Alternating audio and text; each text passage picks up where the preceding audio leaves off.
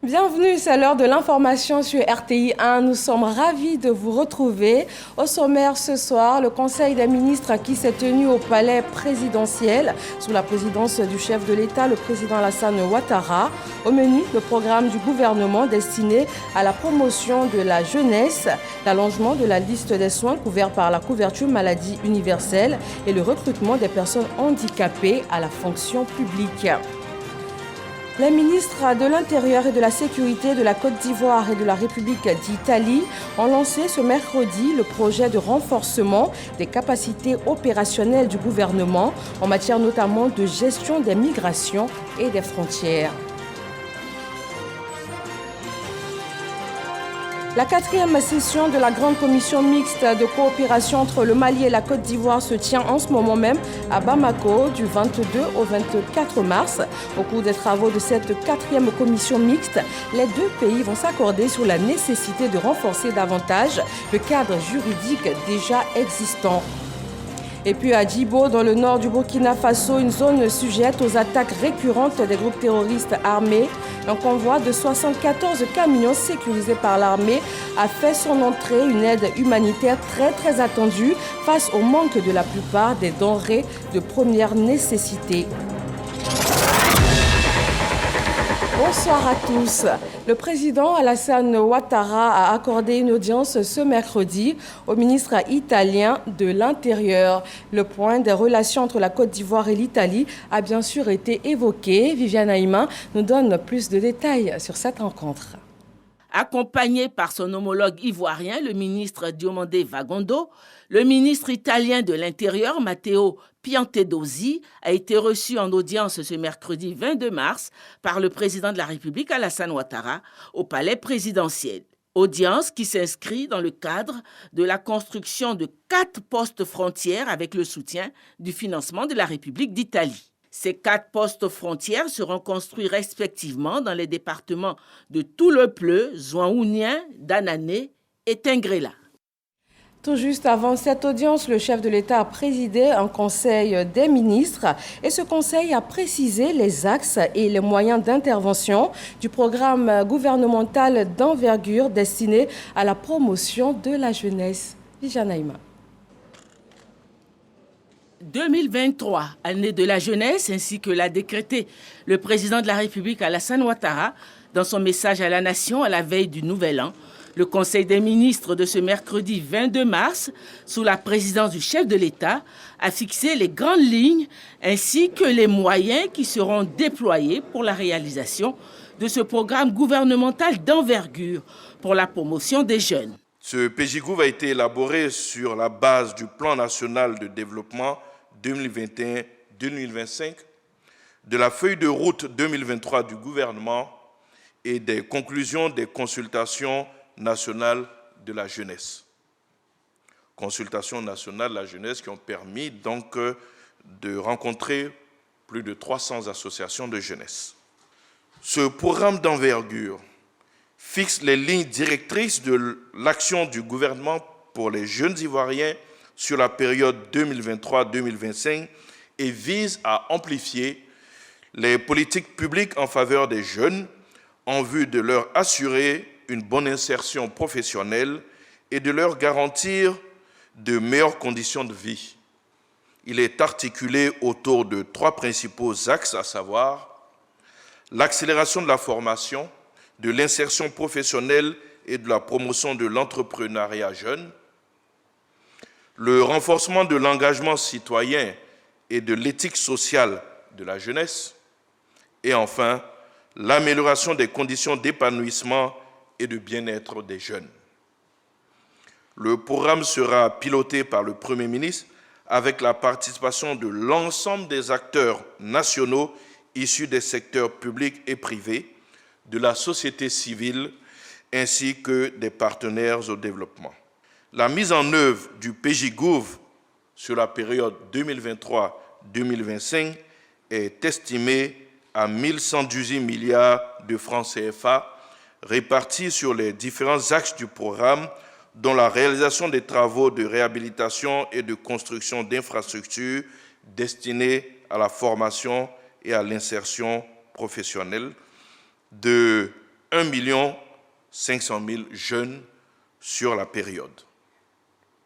Pour l'année 2023, année 2023 consacrée, selon la volonté du chef de l'État, à la jeunesse, ce seront plus de 360 milliards de francs CFA qui seront investis pour l'insertion de plus de 600 000 jeunes. Par ailleurs, le Conseil des ministres a enregistré 2 autres mesures de grande portée sociale. Il y a la couverture maladie universelle, la CMU, dont le Conseil des ministres vient d'augmenter les prestations.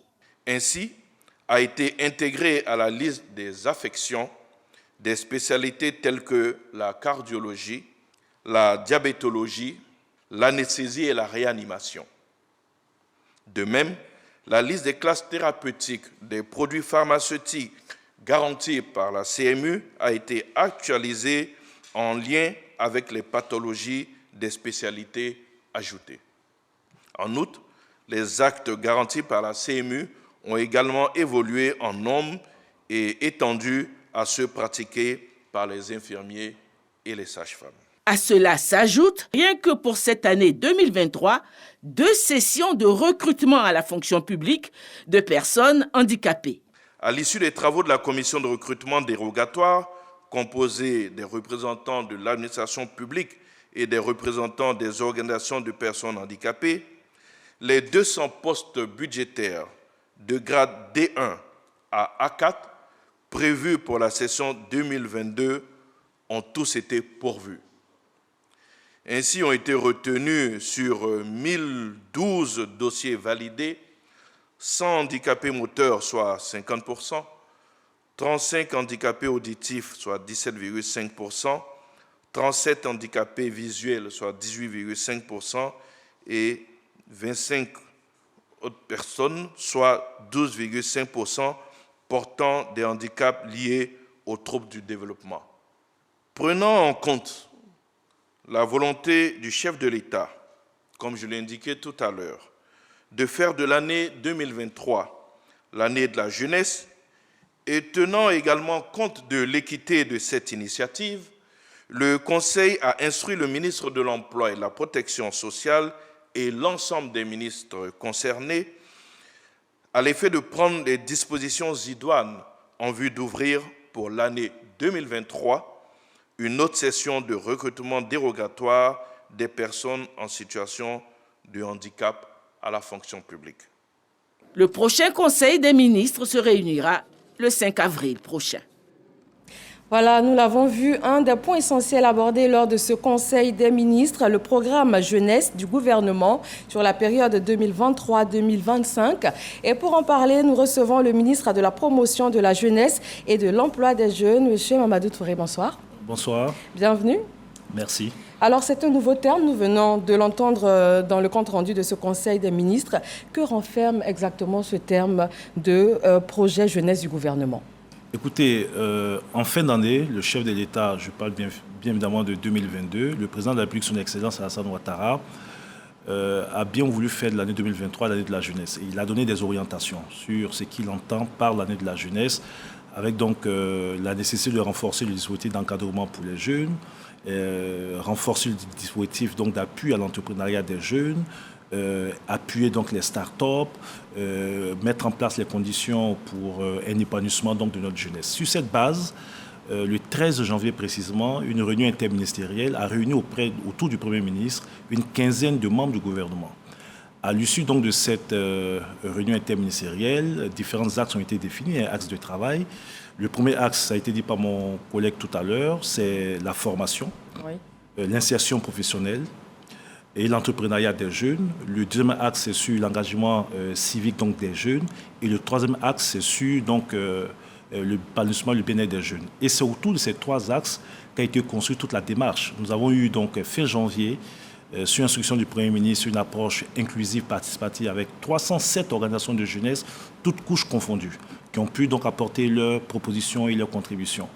Et le 16 février, une autre réunion interministérielle qui a intégré non seulement les propositions de tous les ministères sectoriels sur les questions de jeunesse, mais qui a pris en compte l'importante proposition ou les importantes propositions faites par les jeunes eux-mêmes. À l'issue de tout ça, le programme Jeunes du gouvernement 2023-2025 a été élaboré et soumis ce jour au chef de l'État qui l'a validé. Et donc nous avons aujourd'hui le PGGouv 2022-2023. Ça a été dit donc par mon collègue tout à l'heure, c'est quand même 1 500 000 jeunes qui seront traités donc ces 3 prochaines années pour un peu plus de 1118 milliards de francs CFA. Et pour l'année 2023, puisque c'est l'année 2023 qui est l'année de la jeunesse, nous avons en tout plus de 700 000 jeunes qui seront traités, 600 000 comme il a dit, plus 100 000 jeunes qui vont bénéficier donc, de différents secours financiers, bourses d'études, pour un peu plus de 361 milliards de francs CFA, dont 99 milliards qui seront investis dans les infrastructures de formation de nos jeunes. Justement, vous l'avez dit, c'est sur 3 ans, alors que c'est 2023 qui a été décrété par le président de la République année de la jeunesse. Pourquoi est-ce que ce programme s'étend plutôt sur les 3 années? D'abord, pour marquer donc cette année donc 2023, il y aura des actions fortes. Je vous ai dit que sur les 1 500 000 personnes qui seront traitées, un peu plus de 700 000 le seront cette année. Pour rappel, les 2 précédentes années, c'est-à-dire 2020 et 2022, c'est 707 000 jeunes qui ont été traités dans les différents dispositifs d'insertion. Là, en une seule année, donc pour amplifier, nous avons un peu plus de 700 000. Oui. Alors, vous avez des projets qui vont commencer cette année, mais qui vont s'étendre sur 3 ans. Nous avons 18 établissements d'enseignement technique de formation professionnelle qui seront construits. Une construction, ça prend un peu de temps. Donc, les constructions vont commencer cette année. D'ailleurs, dans 2 jours, le Premier ministre sera dans la région du Béquet, à Boutro, pour lancer, donc, justement, dans le cadre de ces initiatives, poser les premières pierres d'établissements de formation professionnelle. Donc, vous avez des initiatives qui vont se faire. Ensuite, vous avez des projets structurants, le métro d'Abidjan, les agripoles, etc. Certains projets qui ont commencé déjà cette année, mais qui vont s'étendre sur les 3 prochaines années. Donc nous allons marquer cette année avec des initiatives très fortes, à impact avéré, mais l'idée aussi c'est de prendre en compte cette problématique sur les 3 prochaines années, et tenu compte aussi des propositions faites par les jeunes. Je veux aussi rappeler qu'il y aura énormément de réformes qui seront donc entreprises au-delà des actions d'insertion pour l'épanouissement des jeunes. Une série de réformes aussi sera engagée par le gouvernement. Est-ce à dire que c'est cette série de réformes qui va constituer la principale différence entre ce programme et les programmes qui existaient déjà en faveur de la jeunesse? Alors, d'abord, ce que vous devez noter, c'est d'abord la synergie, la mise en cohérence de toutes les interventions en matière de politique jeunesse. Puisque dans ce programme, au-delà de ce que le gouvernement fait déjà, nous avons intégré tout ce que les partenaires au développement qui investissent massivement dans ce pays feront. Donc, première action. Deuxième chose importante, c'est l'amplification. Les enjeux sont énormes. Vous avez un pays où 75% de la population a moins de 35 ans, donc 22 millions sur près de 30 millions. Ce qui pose énormément de défis en termes de formation de ces jeunes, en termes d'accès à un emploi salarié, etc. Donc le chef de l'État, en dépit de tout ce qui a été fait jusqu'à présent, a souhaité justement, tenant compte de ces défis, de ces enjeux, que le gouvernement aille plus loin. Et donc, ça sera l'année de l'amplification de toutes les initiatives en faveur de nos jeunes. D'accord. Et au bout de la première année, qui est 2023, quels sont les impacts vraiment très concrets qui sont attendus par rapport à ce programme? Alors, nous avons donc un comité interministériel qui a été mis en place, présidé par le Premier ministre, avec un comité technique de coordination, avec un secrétariat technique. Et le comité technique de coordination, composé des directeurs de cabinet de l'ensemble des ministères sectoriels qui contribuent, va donc mettre en place un mécanisme de suivi et évaluation. L'idée, c'est que tous les trimestres, nous puissions faire un point au chef de l'État, lui dire tous les trimestres où nous en sommes dans la mise en œuvre de façon concrète de ces différents programmes. Et donc, en fin d'année, l'intérêt, c'est que les 700 000 jeunes projetés soient totalement pris en compte et pris en charge dans le cadre de ce programme. Alors, ils sont très nombreux, ces jeunes qui nous regardent ce soir et qui sont sûrement très, très intéressés par ce projet qui leur est destiné. Qu'est-ce que vous pouvez leur dire vraiment pour conclure? Mais ce que je peux dire, c'est que ils ont été pris en compte. Vous savez, pendant près de 4 jours, dans un exercice très participatif, la parole était donnée aux jeunes, les fêtiers, les jeunesses des partis politiques, des jeunes qui sont dans le domaine du tourisme, du transport, de l'informel, en milieu rural, etc. Ils ont fait des propositions. Oui. Et ces propositions ont été prises en compte dans le programme du gouvernement. Nous aurons dans les heures et les jours à venir l'occasion de décliner ce programme point par point, etc. Deuxième chose, c'est qu'aujourd'hui, le gouvernement accorde un point particulier à l'épanouissement et à l'insertion professionnelle des jeunes. J'ai parlé de réformes, sans trahir de secret, puisque ça sera public. Nous avons décidé, par exemple, donc, de prioriser l'emploi national. Aujourd'hui, il s'agira de faire en sorte que lorsqu'un poste se libère dans n'importe quel secteur d'activité, l'emploi national soit priorisé et sécurisé. Il a été décidé aussi de prendre des dispositifs pour casser tous les cartels. Il n'est pas normal qu'il y ait encore des secteurs d'activité dans lesquels donc les jeunes ivoiriens ne peuvent pas exercer. Et donc, il y aura aussi des réformes en faveur des entreprises, incitation fiscale. Il y aura donc des réformes sur la gouvernance de certains établissements de formation professionnelle pour que ces établissements puissent répondre aux besoins donc, du marché donc, du travail. Les jeunes dans le domaine de la culture ont été pris en compte, les jeunes sportifs ont été pris en compte, les métiers dans le domaine donc, des sports pris en compte, le secteur agricole qui demeure le premier secteur pourvoyeur d'emploi dans notre pays a été pris en compte.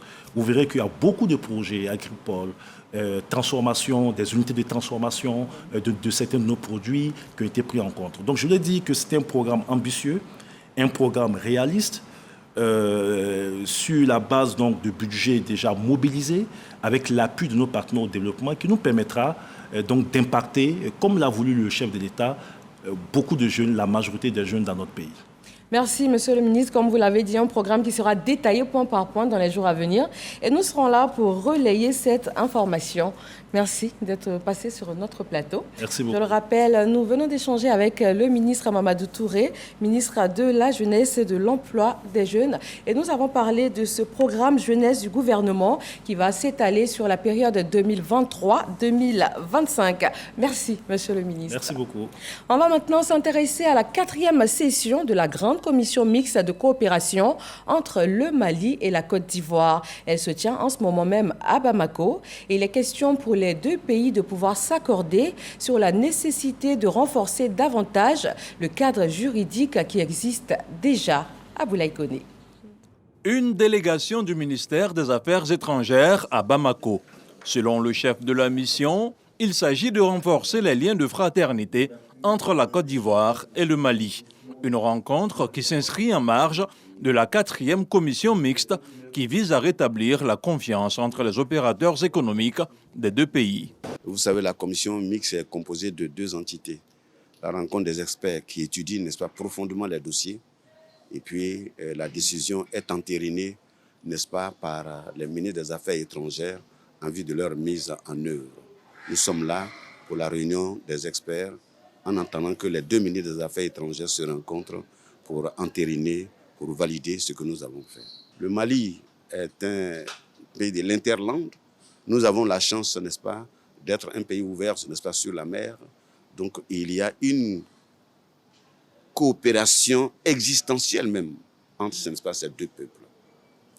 Autant nous avons besoin du Mali, autant le Mali a besoin de nous. Côté malien, on s'engage également à redonner un nouveau souffle à cette coopération en revisitant les domaines d'intérêt commun, notamment celui de la sécurité transfrontalière. Nous sommes là réunis aujourd'hui dans l'esprit et la vision de nos 2 chefs d'État. Travailler sur les recommandations de la session précédente qui remonte à 2004 et pour lesquelles nous avons décidé de ne plus faire en sorte que notre coopération rentre dans une longue période d'hibernation, d'insuffler un nouvel dynamisme à cette coopération, d'essayer d'examiner vraiment à la lumière des bonnes relations fraternelles entre le Mali et la Côte d'Ivoire les domaines d'intérêt commun en matière comme le transport, le tourisme, la santé, et les consultations politiques, les relations diplomatiques, et pour que vraiment Maliens et Ivoiriens puissent s'engager vers l'avenir. La rencontre va durer 72 heures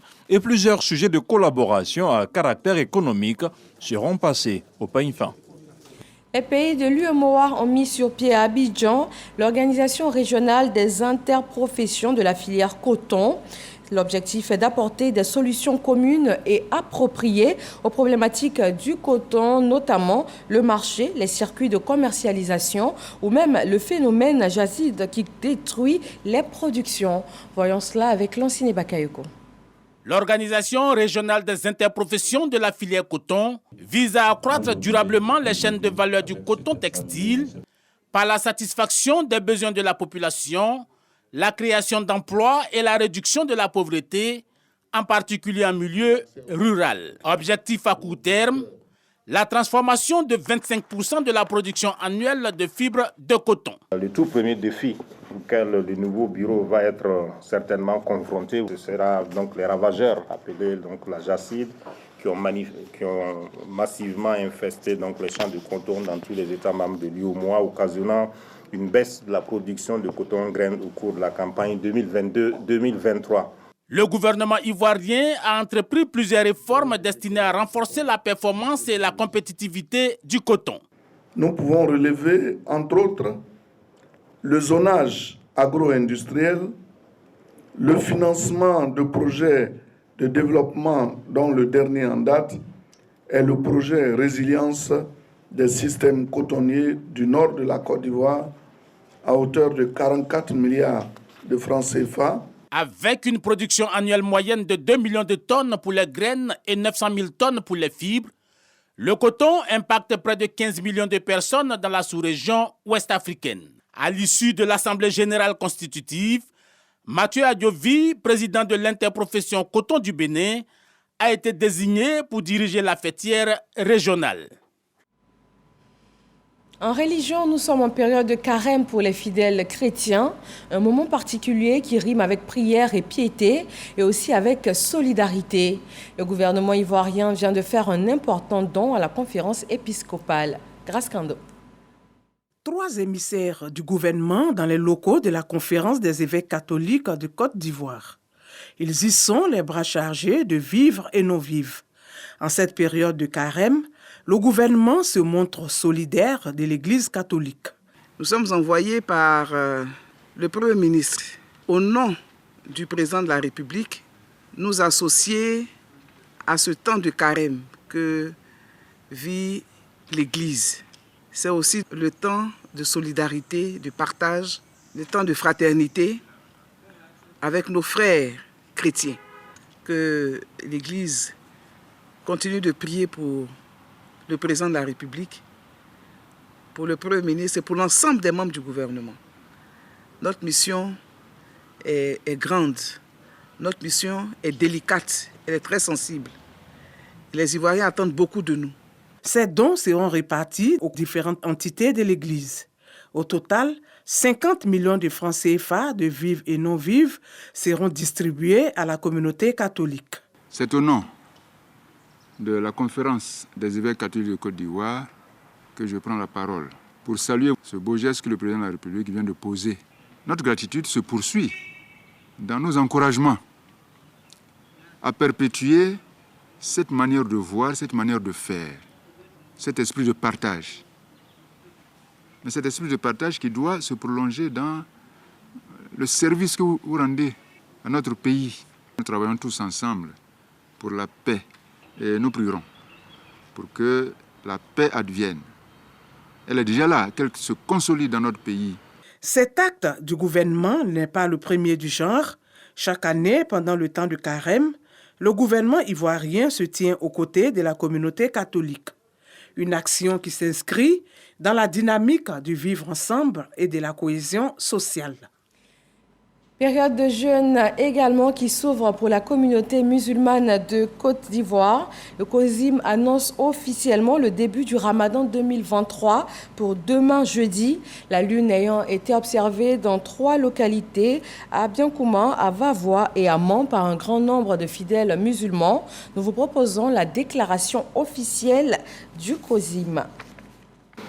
Le Conseil supérieur des imams des mosquées et des affaires islamiques en Côte d'Ivoire, COSIM, et le CODIS informe la communauté nationale que le croissant lunaire marquant le début du mois de Ramadan 2023, 1444 de l'Hégire, a été observé à Biancouma, Vaou, dans le département de Vavois, et enfin à Ma par un grand nombre de fidèles.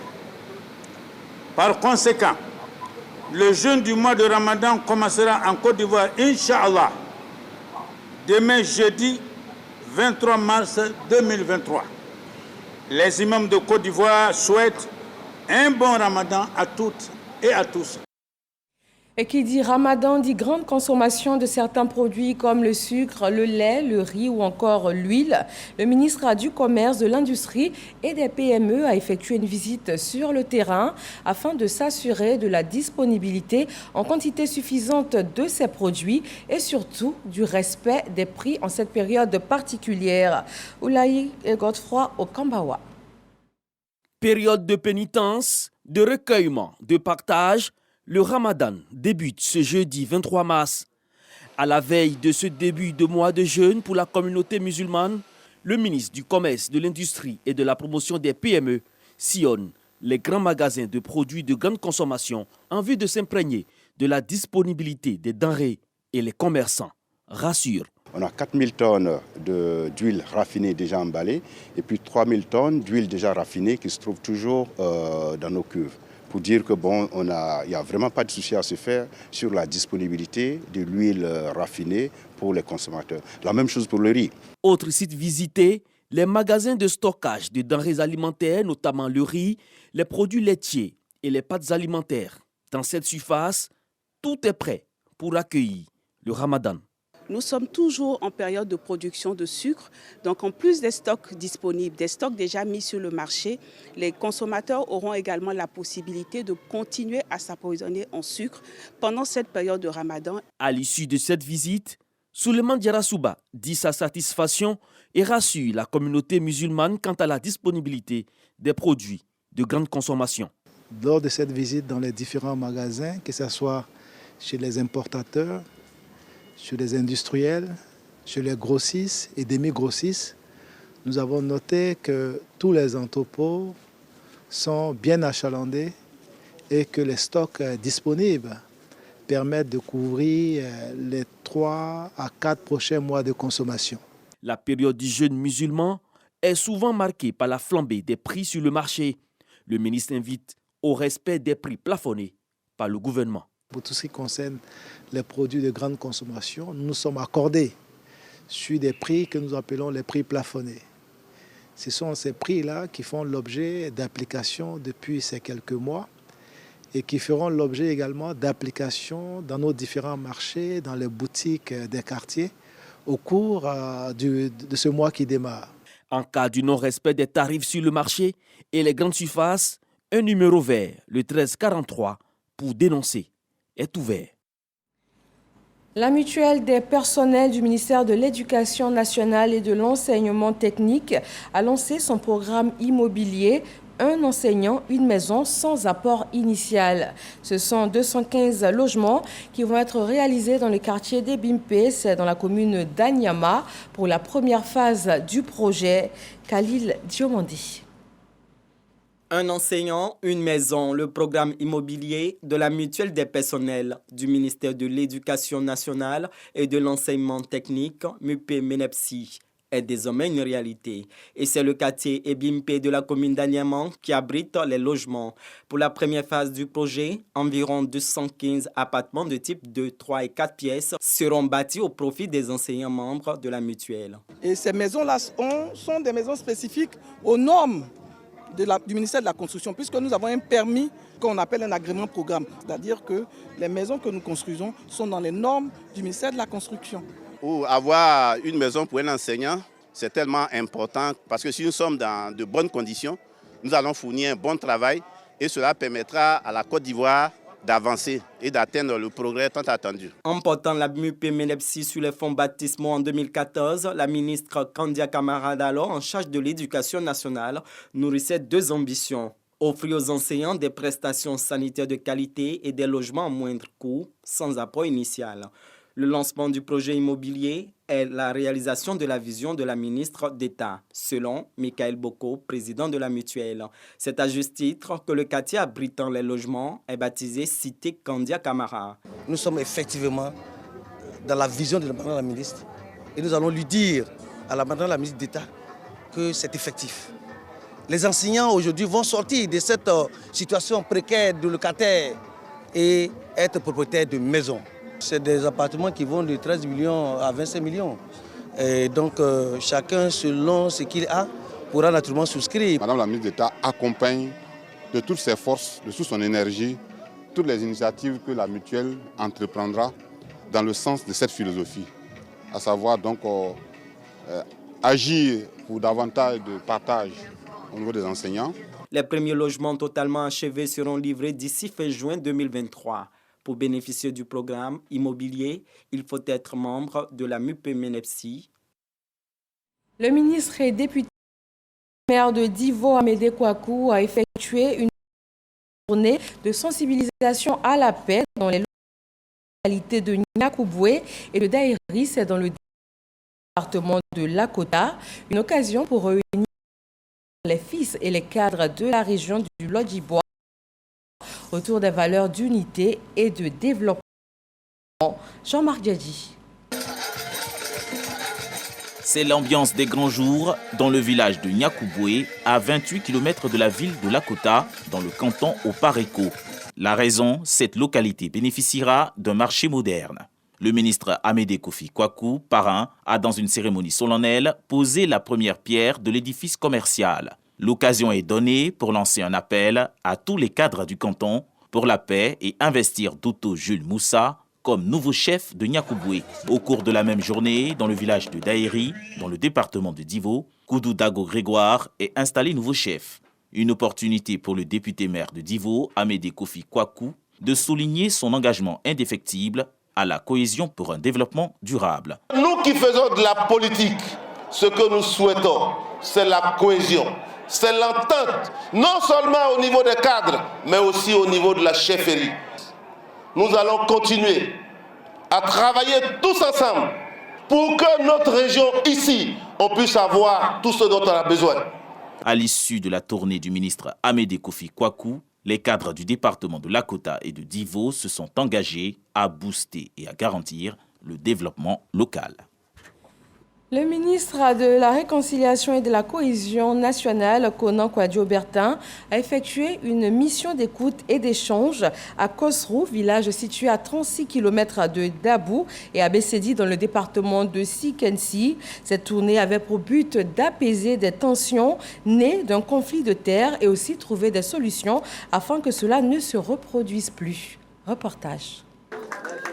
Apaiser les tensions et réconcilier les localités de Kosrou et Bessedi. Le ministre de la Réconciliation et de la Cohésion nationale, Kouadio Konan-Bertin, est en mission d'écoute et d'échange. Les raisons, un conflit de terre dans le campement à Kalambert. Une action saluée par les populations de Kosrou. Nous resterons toujours dans notre position de dignité. Le vivre ensemble que le chef de l'État a lancé pour l'ensemble des Ivoiriens, nous faisons signe de ce slogan. Nous prendrons toutes les dispositions pour que la paix demeure dans la région. À leur tour, les populations de Bessedi ont souhaité le rafraîchissement des limites des forêts au cœur des mésententes. Cette situation malencontreuse tient son origine dans la répartition des forêts déclassées dont le peuple abidji, bien qu'étant riverain, s'estime lésé. Nous estimons que le rafraîchissement des limites des forêts déclassées pourrait procurer des terres de subsistance aux populations riveraines de Sikensi. Après cette médiation, il s'agira de consulter les archives, d'observer les limites des deux territoires concernés et d'apporter des solutions en vue du rapprochement entre les deux peuples. J'ai pris la version de nos parents de Kosrou hier. Aujourd'hui, nous sommes venus prendre la version de nos parents de Bessedi. Donc ce que nous devons rechercher, c'est comment clarifier la situation, faire éclater la vérité, de sorte qu'il y ait une paix définitive. C'est vrai, nous sommes dans un moment de réconciliation. Mais parce qu'on est en temps de réconciliation, on ne met pas fin à l'état de droit. Il y a une justice dans ce pays. Il y a eu affrontement, il y a eu mort d'hommes. À partir du moment où il y a mort d'hommes, la justice en saisit. Le 23 janvier dernier, des heurts entre les paysans de Kosrou et ceux de Bessedi ont fait un mort et 2 blessés graves. En sport football Cannes 2024, des entreprises privées se mobilisent afin de prêter main forte à l'État.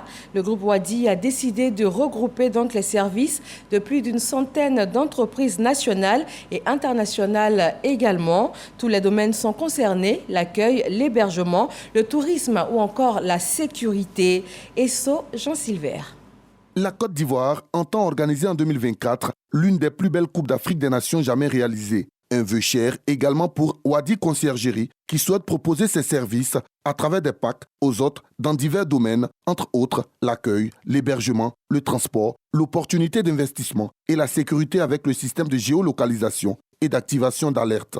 Au niveau du tourisme également, comme vous avez pu entendre, nous avons mis en place des projets qui permettront de pouvoir véritablement découvrir la Côte d'Ivoire, même en restant depuis Abidjan. L'idée, c'est de maximiser ce pack-là. Tout sera mis en place pour pouvoir aider toutes ces personnes qui viendront en Côte d'Ivoire à découvrir la Côte d'Ivoire, à s'épanouir, à profiter de la Cannes, à s'amuser, à investir, à ouvrir des comptes, à pouvoir profiter d'un séjour inoubliable. Et ça, c'est la vision de Wadi à travers ces packs. Un projet novateur soutenu par certains partenaires ainsi que le représentant de la Fédération ivoirienne de football. Je pense que la société Wadi a tout intérêt à travailler sur les différents axes qui ont été énoncés aujourd'hui et vraiment on va les accompagner dans cette perspective. Toutes les informations que j'ai pu récolter depuis plusieurs années dans le domaine du tourisme, donc pouvoir découvrir une région, comme je l'ai dit tout à l'heure, que faire, où manger, où dormir, les paysages à voir, les activités à faire. Et voilà, et également mettre en place des visites virtuelles donc pour ceux qui ne peuvent pas se déplacer à l'intérieur de la Côte d'Ivoire, simplement avec un lien, pouvoir visiter les plus beaux sites touristiques de la Côte d'Ivoire. La préparation d'une grosse fête, d'un grand événement qui va se passer en Côte d'Ivoire, avec la conciergerie, on aura la possibilité de ne même plus faire d'efforts, que ce soit sur le plan sécuritaire, qui est déjà assuré par l'État, mais assuré encore par Wadi, qui va vous permettre d'avoir un package, qui va vous permettre de vous promener en Côte d'Ivoire, de visiter la Côte d'Ivoire. Ça va être profitable et bénéfique pour toute la nation ivoirienne. Notons que Wadi Conciergerie promet de mettre à la disposition du COCAN la panoplie de plus de 100 entreprises partenaires nationales et internationales. L'actualité internationale nous conduit dans le nord du Burkina Faso. La ville de Djibo, en pleine zone d'attaque djihadiste, a été ravitaillée par un convoi sécurisé de l'armée. Une première quand on sait que ces derniers mois, la ville ne pouvait être ravitaillée que par voie aérienne à cause des attaques récurrentes. Et ce sont 74 camions chargés de riz, de sorgho, de mil ou encore de farine infantile et autres produits de première nécessité qui viennent ainsi soulager des populations qui manquait cruellement de tout. Et c'est la fin de ce journal. Demain 20h, retrouvez Marie-Laure Ongoran. Très bon début de Ramadan à toute la communauté musulmane et excellente fin de soirée à tous.